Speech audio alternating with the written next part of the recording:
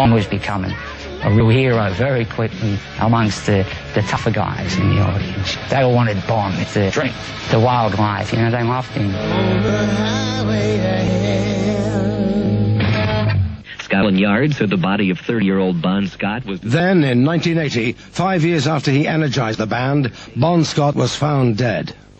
A post-mortem will be carried out later today to establish the... Bon Scott died drinking. His death nearly killed the band.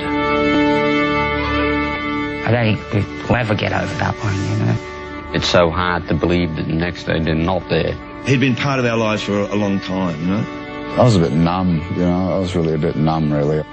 Bon was Bon. He was always the same and never expected anything to happen to him. It was quite a shock. We wanted to continue the band, but we just didn't have the will to at the time. For AC/DC, the death of Bon Scott was more than the loss of a bandmate. It was a death in the family. And from the beginning, AC/DC was all about family. In 1963, Malcolm and Angus Young's unemployed father moved his family from their native Scotland to Australia. 10-year-old Malcolm and 8-year-old Angus were a pair of new kids looking to fit in. I had to learn how they talked, and because Australia's got a bit mix of Americana and a bit, the old world English. The youngest of 8 children, Angus and Malcolm remember a childhood with little money, but a wealth of music. It was just like learning to read to us. It was all part of, it was the norm. We thought everyone would like that. Every few weeks there'd be a party for one reason or another. There was an old piano that we had. Somebody would get on that and they would sing all the old rock songs. Malcolm and Angus grew interested in rock and roll, especially when older brother George formed his own band, the Easy Beats, and became a big hit down under.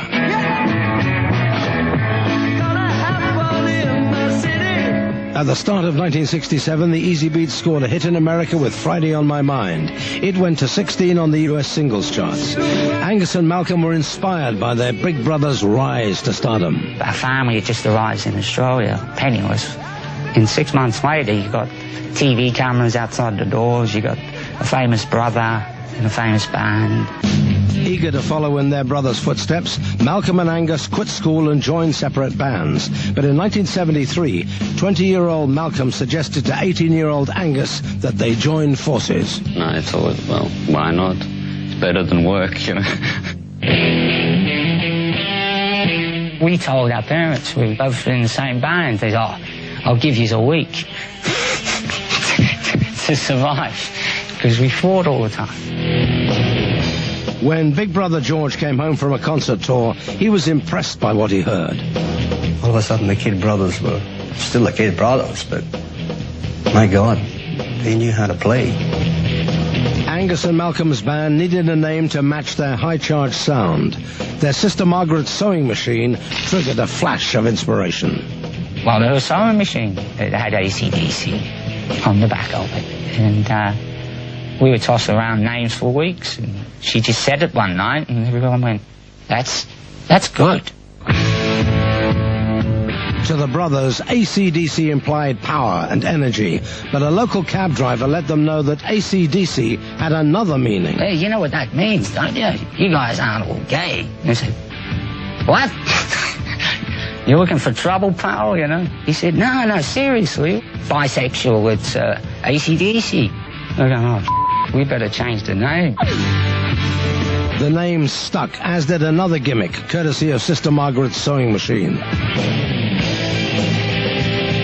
She said to Angus, Angus, you still look like a schoolboy. You don't wear a schoolboy uniform. I think she said it jokingly. But the next thing, she was stitching up school suits for him. It's a fun thing, I said, you can go as a schoolboy, then you can graduate and come back out in the jeans. George, my other brother, he used to try and butter me up. He said, you'll be rich very quick. And of course, at first I believed him.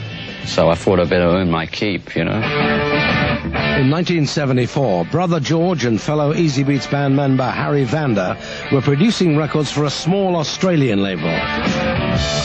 And they decided to record AC/DC. There was no sort of Do they have it or don't they have it? It was obvious that they had something. AC/DC's first single was released in July 1974.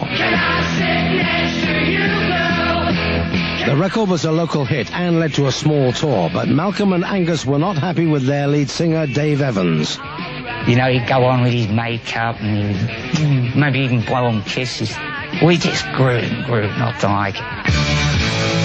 Malcolm and Angus were looking for a new frontman when, in the summer of 1974, their future drove up, a.k.a. Ronald Bon Scott. He was kind of weird. He pulled up in this old, beat-up 50s car, you know. You could barely see. You just saw this sort of maniac head and this,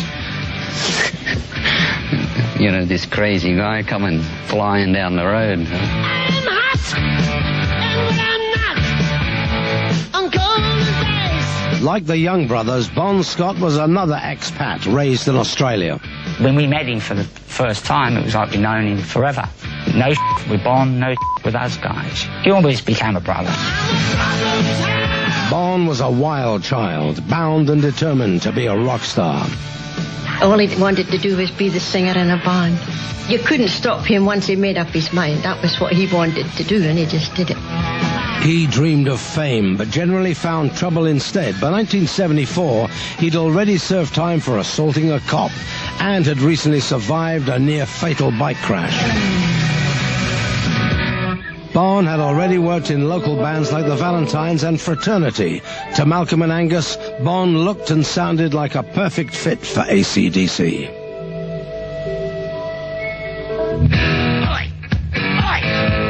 We knew Bon could sing rock and roll. And from that point, we kept pestering him. You know, we'd like to come and sing.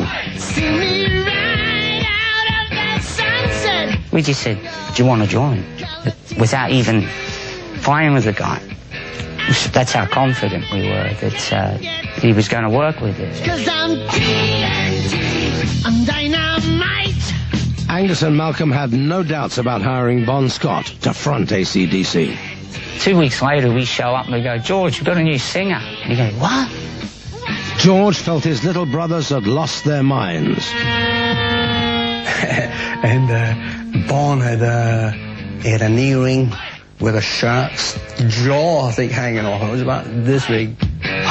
Lost a couple of teeth from brawling, covered with tattoos. He looked like he'd been around the block more than a few times. You know what I mean? George was like, there's your man, no doubt. He says, that's reshaped the whole thing. You're a real rock and roll band now.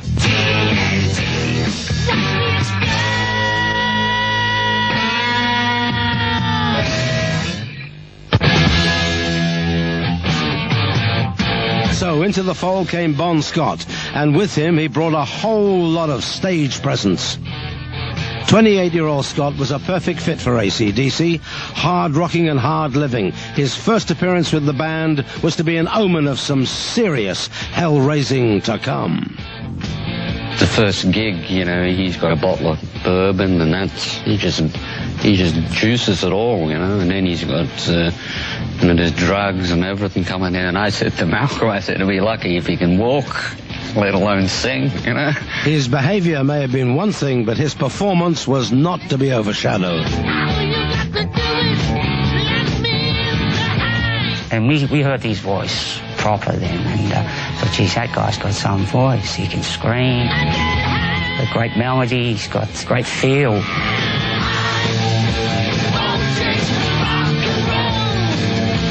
AC/DC had found their voice and went into the studio to record. In January 1975, the band took their high-voltage tour across the Australian club circuit. They were the Aussie bloke's idea of a good time. It was just hard and down and fast and mean. Rib-crunching, skull-crushing, sort of blistering rock and roll. And you know they weren't going to slip in a ballad on you.